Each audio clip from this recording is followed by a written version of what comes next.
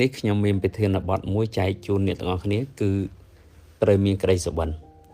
ហេតុអ្វីបានខ្ញុំលើកយកប្រធានបទនឹងយកមកនិយាយខ្ញុំគិតថាវាជារឿងសំខាន់សម្រាប់ឆ្នាំថ្មីហ្នឹងពីព្រោះថាកាលណាតែយើងអត់មានក្តីសុបិនទេគឺយើងតែតោលយើងអត់ដឹងថាតែយើងគួរធ្វើអីឬក៏យ៉ាងម៉េចទេមានន័យថាយើងធ្វើអ្វីដែលតែឬក៏ធ្វើអ្វីដែលគេបង្ខំឲ្យយើងធ្វើមានន័យថាត្រូវតែធ្វើវាមិនមែនកើតចេញពីចិត្តយើងហើយក៏មិនមែនកើតចេញពីការគិតពិចារណាត្រេះរិះរបស់យើងដែរអញ្ចឹងចាប់ពីថ្ងៃទៅអ្នកទាំងនេះគួរតែមានក្តីសុបិនបើយើងអត់មានក្តីសុបិនបានឆ្ងាយទេក៏យើងអាចរៀនពីក្តីសុបិនចិត្តសួរថាបង្កើតក្តីសុបិនតាមរយៈគេគឺតាមរយៈការចោទសួរទៅលើខ្លួនឯងជារៀងរាល់ថ្ងៃត្រឡប់សួរចេញពីរឿងទូចទៅឧទាហរណ៍ថាយើងមានក្តីសុបិនថាយើងនៅក្មេងអញ្ចឹងពេលយើងធំតិចទៀតអាយុច្រើនតិចទៀតតើយើងចង់ឃើញខ្លួនយើងរបៀបណាមានសមត្ថភាពបែបណាទៅមុខទៀតយើងកាគិតទៀតថាក្រោយពេលមានគ្រួសារតើយើងចិញ្ចឹមគ្រួសារយើងរបៀបម៉េច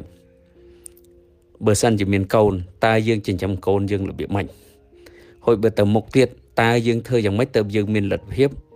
អាចទិញផ្ទះនៅខ្លួនឯងបានទៅមុខទៀតតើយើងធ្វើយ៉ាងម៉េចទៅអាចមានយានជំនិះសមរម្យឧទាហរណ៍ដូចជាឡានអីចោះតែពិតម៉ូតូយើងជិះបានទេប៉ុន្តែថ្ងៃក្រោយគីឡូយើងមានកូនមានអីទៅឬក៏ប្រពន្ធមានគ្រួសារប្រពន្ធមានផ្ទៃពោះអីត្រូវធ្វើដំណើរទៅប៉ែតអីប្រប៉ាអីចឹងណាយើងគិតថាយើងគួរតែមានឡានមួយដើម្បីសុវត្ថិភាពអញ្ចឹងតើយើងធ្វើម៉េចដើម្បីអាចមានឡានហ្នឹងហើយតែពេលមកថាមានកូនថ្ងៃក្រោយពេលកូនយើងត្រូវទៅរៀនតើយើងត្រូវធ្វើម៉េចដើម្បីយើងមានលទ្ធភាពដើម្បីបញ្ជូនកូនយើងទៅរៀនសាលាដែលសមរម្យដែលល្អគួរសមដែរអញ្ចឹងទៅណាហើយបន្តមកទៀតយើងត្រូវតែគិតតទៀតដែរថាថ្ងៃមុខទៀតបើសិនជាមានរឿងហេតុណាមួយកើតឡើងដែលយើងមិនអាចគ្រប់គ្រងបានឧទាហរណ៍ដូចឈឺដូចជាអីចឹងណាតើយើងធ្វើម៉េចទៅយើងអាចមានលុយបំរុងដើម្បីទុកព្យាបាលជំងឺហើយយើងក៏គិតតទៅទៀតដែរថ្ងៃក្រោយទៅពេលយើងចាស់ទៅយើងអត់មានកម្លាំងកំហែងគ្រប់គ្រាន់មានន័យកាយសម្បត្តិរបស់យើងចុះខ្សោយហើយតើយើងគួរតែចិញ្ចឹមជីវិតតាមរបៀបណាអញ្ចឹងសំណួរទាំងអស់ហ្នឹងកាលណាយើងអាសាគិតអាសាសួរខ្លួនឯងពេលហ្នឹងយើងប្រកាសជាដឹងថាយើងគួរតែធ្វើអីមួយឯងយើងអត់អាចនៅតែទេយើងអត់អាចនៅតែបានទេអញ្ចឹងពេលហ្នឹងយើងឆ្ងល់ទៀតតើយើងគួរតែធ្វើអីដើម្បីឲ្យខ្លួនយើងប្រសើរឡើងធ្វើម៉េចឲ្យបានចំណូលយើងបានច្រើនជាងមុនធ្វើម៉េចឲ្យកិត្តិយសយើងបានប្រសើរឡើងឧទាហរណ៍ថាឥឡូវហ្នឹងយើងអត់ទាន់មានគូសកលទេយើងខ្លួនមួយអញ្ចឹងយើងសាកសម័យមើលបើសិនជាយើងអត់កើតសួរថាតាណាគេមកស្រឡាញ់យើង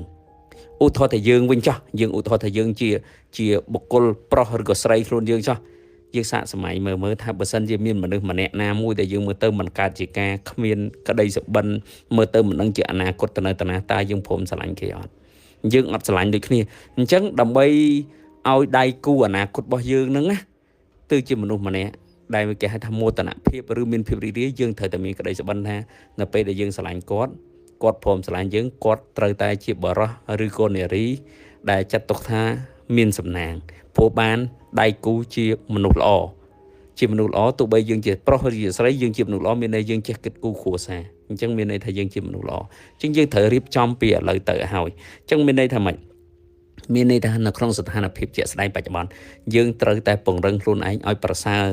ពីមួយថ្ងៃទៅមួយថ្ងៃអញ្ចឹងចេញពីកន្លែងណាគឺចេញពីការងារជាក់ស្ដែងយើងរាល់ថ្ងៃសិនអញ្ចឹងយើងតលេចមើលការងារយើងរាល់ថ្ងៃហ្នឹងថាតើការងារដែលយើងកំពុងធ្វើថ្ងៃតើយើងត្រូវធ្វើម៉េចបានប្រសើរជាងមុនឧមាថាយើងគ្រាន់តែជាបុគ្គលិកធម្មតាម្នាក់ឯងយើងសាកគិតមើលឧមាថាឥឡូវនេះយើងប្រាក់ខែ$300អញ្ចឹងយើងចែកជាថ្ងៃទៅបើយើងធ្វើការ26ថ្ងៃយើងគិតថាមួយថ្ងៃថាជាង$10ចុះយើងឧទាហរណ៍លេងណាថា$12ចុះមួយថ្ងៃធ្វើការ$12ចឹងយើងគិតទៀតថាតើយើងធ្វើម៉េចដើម្បីឲ្យយើងការងាររបស់យើងអ្វីដែលយើងធ្វើបានមួយថ្ងៃឲ្យឡើងទៅ$15មួយថ្ងៃឲ្យឡើងទៅ$20មួយថ្ងៃឲ្យឡើងទៅ$30មិនយើងធ្វើនឹងដើម្បីទៅទាបប្រាក់ខែមេយើងឡើងទេប៉ុន្តែយើងមើលអ្វីដែលយើងធ្វើបានវិញថាតើអ្វីដែលយើងធ្វើបានណាធ្វើម៉េចឲ្យវាមានតម្លៃស្មើអ្នកដែលមានតម្លៃខ្លួនមួយថ្ងៃ$20មួយថ្ងៃ$30តើយើងធ្វើប្រឹងអីខ្លះ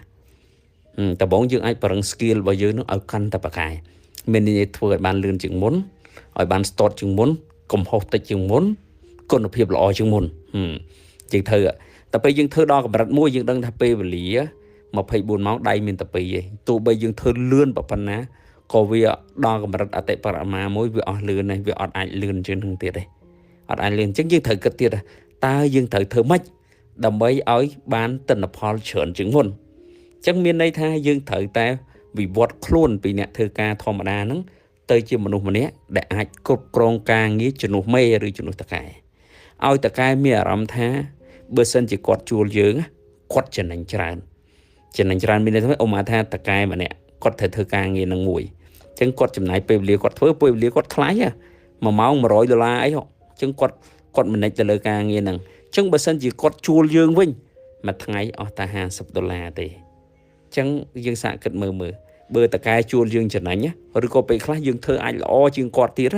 គាត់ប្រកាសជាឲ្យយើងធ្វើហើយចឹងគាត់នឹងបង្កើនប្រាក់បៀវត្សយើងដោយខ្លួនឯងមកចឹងពេលហ្នឹងគឺយើងចាប់ផ្ដើមរកចំណូលបានច្រើនជាងមុនពេលហ្នឹងកិត្តិយសយើងក៏ល្អជាងមុន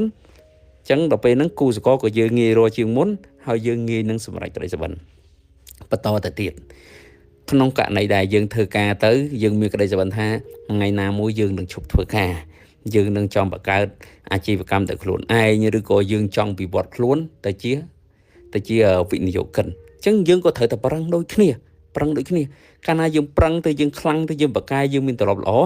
នៅពេលដែលយើងឈប់ធ្វើការយើងមកបើកអាជីវកម្មក៏យើងជាប់ជាមួយនឹងទម្លាប់បកកាយរបស់យើងទៅជាមួយដែរសមត្ថភាពគ្រប់គ្រងរបស់យើងសមត្ថភាពធ្វើការខ្លាំងរបស់យើងពេលយើងមកបើកអាជីវកម្មយើងងាយនឹងជោគជ័យច្រើនឱកាសខ្ពស់ជាក់ស្ដែងបើតាមទិន្នន័យដែលខ្ញុំធ្លាប់អានមកគេថាអាជីវករនិយាយនៅសហរដ្ឋអាមេរិកណាគេថាអ្នកដែល start business ហ្នឹងក្នុងចំណោម100ហ្នឹង5ឆ្នាំដំបូងចូល 90% ដែល fail ហើយ90%ហើយនៅសល់ប្រហែលជា5 ទៅ 10% ដែលនៅសល់ហ្នឹងនឹងបន្ត fail ទៀតនៅពេលដែល5ឆ្នាំបន្តទៅទៀតអញ្ចឹង10ឆ្នាំក្រោយគឺ fail សឹងទាំងអស់នៅសល់ទីទូចមែនតែនដែលអាចជោគជ័យមូលហេតុអីគេថាមូលហេតុគឺខ្វះបទពិសោធន៍តែដល់ពេលទិន្នន័យបន្តទៀតនៅពេលដែលមានអ្នក start business នៅវ័យមួយគឺវ័យចាប់ពីអាយុខ្ទង់35ឆ្នាំឡើងណាឱកាសជោគជ័យគឺខ្ពស់ដូចជាលើសពាក់កណ្ដាលទៀតបើតាមខ្ញុំចាំអញ្ចឹងត្រឡប់មិនបានអញ្ចឹងមូលហេតុគឺបទពិសោធន៍កាលណាតែគាត់ដល់អាយុ30ជាងមកគាត់ start មានន័យថាគាត់បានព្រីភ័យយូរហើយព្រោះយើងត្រូវដឹងថាមនុស្សកាលណាតែអាយុ30ជាង40គឺគាត់លែងចង់ start ហើយព្រោះគាត់ស្ថិតនៅក្នុងគេហៅថា zone មួយគេហៅ comfort zone គឺគាត់លែងចង់ធ្វើអីដែលមានហានិភ័យទេអញ្ចឹងហើយបើអ្នកណាដែលគាត់ start នៅអាយុ35 40ហ្នឹងគាត់អាច start បានមានតែគាត់ត្រៀមយូរហើយ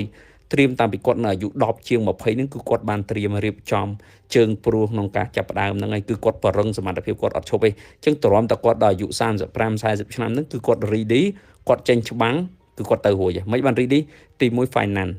លុយរបស់គាត់គឺគាត់អន្សំព្រោះគាត់ដឹងតែគាត់នឹង start up business មួយអញ្ចឹងគាត់ត្រូវតែអន្សំរហូតមកទី2គាត់ដឹងថាគាត់ start up business គាត់ត្រូវការ network អញ្ចឹងគឺគាត់ build network ឲ្យល្អទី3គាត់ដឹងថាគាត់ start business គាត់ត្រូវការជំនាញក្នុងការគ្រប់គ្រងគេហៅ management ណាចាត់ចែងអញ្ចឹងគឺគាត់ build ឲ្យជំនាញ management គាត់ខ្លាំងណាតមកទៀតគាត់ក៏ដឹងទៀតថា start up business គឺគាត់ត្រូវតែខ្លាយជាអ្នកដឹកនាំអញ្ចឹងគាត់រៀនពី leadership ខ្លាយជាអ្នកដឹកនាំដែលខ្លាំងបកែម្នាក់ដែលអ្នកដឹកនាំម្នាក់ដែល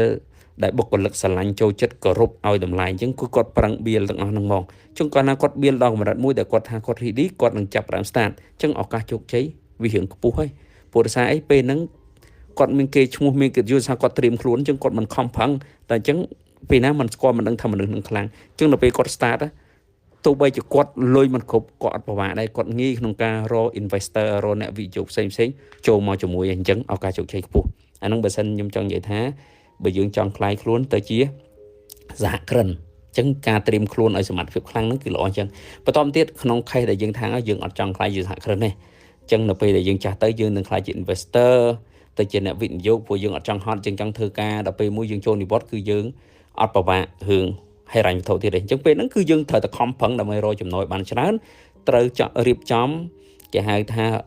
របៀបចាយរៀបចំហិរញ្ញវត្ថុរបស់ខ្លួនយើងឲ្យត្រឹមត្រូវមានន័យថាត្រូវសំហើយត្រូវរៀនវិនិយោគពីបន្តិចទៅពីទូចទៅអញ្ចឹងសាកសម័យមើលឧមាថាយើងធ្វើការនៅអាយុ20ឆ្នាំឬក៏22ឆ្នាំចុះរួចទ្រាំដល់យើងអាយុ50ឬក៏60ឆ្នាំបានយើងចូលនិវត្តន៍យើងសំរហូតទៅតាំងពី 10% 20% 30% 40% 50% 60% 70% នៃប្រាក់ចំណូលដែលយើងរកបានយើងសំអត់ឈប់ហើយយើងបន្តវិនិយោគអត់ឈប់វាមានខុសខ្លះវាមានត្រូវខ្លះវាជាអត់ផុតទេតែយើងវិនិយោគយូរទៅយើងកាន់តែស្ទាត់ជំនាញអញ្ចឹងយើងសំវិនិយោគទ្រាំតែយើងអាយុដល់60ឆ្នាំឯនោះ ពួកយើងខំប្រឹងធ្វើការខ្លាំងសមត្ថភាពយើងខ្លាំងចំណូលយើងច្រើនសាកសម័យមើលយើងសល់លុយច្រើនណាអ្នកខ្លះចូលដល់រាប់លានដុល្លារចូលដល់រាប់លានព្រោះដោយសារអីលុយវិនិយោគនោះវាកើនអត់ឈប់ក្នុងរយៈពេល20-30 ឆ្នាំកើនណាបើយើងវិនិយោគត្រូវព្រោះបើសិនជាមានខុសខ្លះក៏អត់អីដែរក៏នៅតែមានអាកន្លែងត្រូវច្រើនដែរព្រោះដំណើរដល់40ឆ្នាំអីមានន័យថាយើងអាចរៀនសូត្រច្រើនទៅលើហ្នឹងអញ្ចឹងត្រឡប់មកវិញគឺតកតងទៅនឹងការមានក្តីសុបិនហ្នឹងកាលណាថាយើងអត់មានក្តីសុបិនណាយើងធ្វើលេងយើងអត់ខ្វល់ទេគេឲ្យប្រាក់ខែយើង100ក៏100ទៅ200ក៏200 300ក៏300គេឲ្យធ្វើប៉ុណ្ណាធ្វើប៉ុណ្ណឹងហើយក៏យើងអត់ហ៊ានធ្វើលើសហ្នឹងដែរព្រោះបើសិនជាក្តាក់លើសហ្នឹងក៏យើងធ្វើកើតដែរព្រោះយើងអត់ពេញចិត្តក្នុងការធ្វើលើសហើយក៏យើងអត់ពេញចិត្តក្នុងការពង្រឹងសមត្ថភាពខ្លួនដែរអញ្ចឹងយើងនៅតតែដល់ពេលមួយដែលយើងត្រូវការបង្កើនចំណូលគ្រួសារពេលហ្នឹងបានយើងនឹងថា stress ខ្លាំង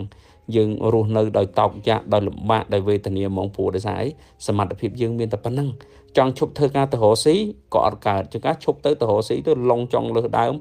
ជពាក់បំណុលគេរហូតដល់សងគេអត់រួចធ្វើរត់ចោលស្រុកទៀតហើយចង់ទៅធ្វើអីចង់និយាយថាចំណូលឲ្យបានកើនក៏នៅតែពិបាកអញ្ចឹងខ្ញុំរកកាលាមួយគឺពិបាកហ្មងកាលណាយើងអត់មានក្តីសុបិនអត់បានត្រៀមអត់បានប្រឹងសមត្ថភាពខ្លួនពីឥឡូវទៅអញ្ចឹងក្នុងឆ្នាំថ្មីនេះអ្វីដែលខ្ញុំចង់ឲ្យអ្នកទាំងអស់មានគឺមានក្តីសុបិន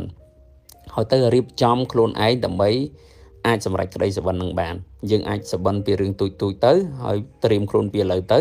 ហួចត្រូវចាំថាដើម្បីសម្រេចក្តីសុបិនកត្តាដែលសំខាន់គឺការពង្រឹងសមត្ថភាពរបស់យើងហ្នឹងហើយបើយើងអត់មានសមត្ថភាពទេក្តីសុបិនរបស់យើងក៏អត់អាចសម្រេចដែរក្តីសុបិនមួយវាដូចជាយើងទៅធ្វើរឿងមួយចឹងឧទាហរណ៍ថាយើងចង់លើកដុំដែកទម្ងន់100 គីឡូយើងអត់ដែរហាត់ប្រាណសោះយើងសុកយើងចង់លើកយើងទៅលើកមកយើងលើកអត់រួចទេបើយើងលើកបានពេលខ្លះអាចបាក់ចង្កេះទៀតចឹងដើម្បីអាចលើក100បានយើងត្រូវប្រឹងយើងហងៃលើកពី5 គីឡូស៊ាំរហូតដល់លើក10 គីឡូស៊ាំលើកទៅ15 គីឡូស៊ាំលើកទៅ20លើកកើនរហូតទៅយូរទៅយើងលើកដល់100 គីឡូយើងអាចលើករួចហើយអញ្ចឹងការសម្រេចក្តីសុបិនគឺដូចគ្នាដែរបើយើងអត់មានក្តីសុបិនក្នុងការលើក100 គីឡូមួយជីវិតយើងនឹងអត់អាចលើក100 គីឡូបានទេអញ្ចឹងត្រូវតែមានក្តីសុបិនហើយអញ្ចឹងខ្លួនយើងក៏ដូចគ្នាដែរក្នុងរយៈពេលនៃការរស់នៅនឹងតន់យើងនៅក្មេងនៅសុខភាពល្អឱកាសច្រើនស្មារតីល្អព្រោះអត់មានរឿងច្រើនទៅគិតអញ្ចឹងយើងអាចប្រឹងប្រែងប្រឹងខ្លួនឯងបានបើសិនជាយើងដល់អាយុវ័យមួយយើងចាស់ហើយអីហើយស្មារតីក៏សោយរឿងច្រើនទៅគិតទំនួលខុសត្រូវច្រើនពេលហ្នឹងគឺយើងពិបាកមែនតែនហ្មងយើងធ្វើអីក៏ពិបាកដែរអញ្ចឹងតន់នៅក្មេងត្រូវតែមានក្តីសុបិនអញ្ចឹងខ្ញុំសង្ឃឹមថាប្រធានបទហ្នឹងនឹងជួយដាស់តឿនហើយនឹងជួយលើកទឹកចិត្តបងប្អូនឲ្យមានក្តីសុបិនរីករាយឆ្នាំថ្មី